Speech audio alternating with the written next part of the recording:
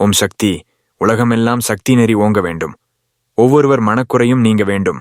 அன்னையிடம் உத்தரவு பெற்றுதான் குடும்ப நல வேள்வி மற்றும் நகர் நல வேள்வி, பொது நல வேள்விகளை நம் மன்றங்கள் செய்ய வேண்டும்.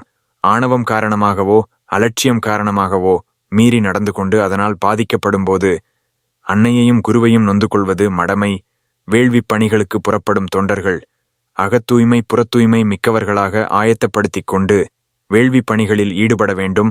அன்னையின் முன்வைத்து படைக்கப்பட்ட ஒரு எலுமிச்சம் பழத்தை பாதுகாப்பாக மடியில் வைத்து கட்டிக்கொள்ள வேண்டும். செவ்வாடையில்தான் வேள்வித் தொண்டர்கள் பணிபுரிய வேண்டும். தங்கள் கழுத்தில் அம்மா, அடிகளார், சுயம்பு ஒரு பக்கமும் மற்றொரு புறம் ஸ்ரீ சக்கரம் புதித்த அம்மாவின் டாலரையே பாதுகாப்பு கவசமாக அணிந்து கொள்ள வேண்டும்.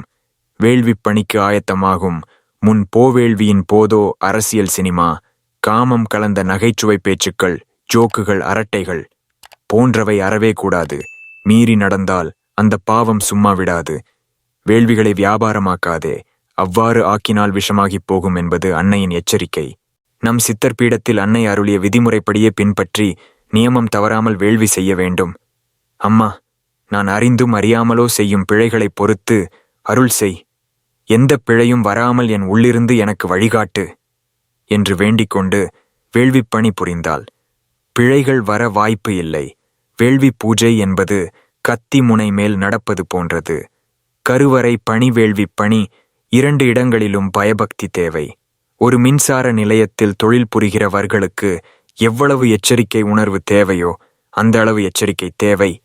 வேள்விக்குழு தொண்டர்கள் எல்லா விவரங்களையும் துல்லியமாக தெரிந்து வைத்துக் கொள்ளவும் எல்லாம் விரல் நுனியில் வைத்திருக்க வேண்டும். ஓம் சக்தி.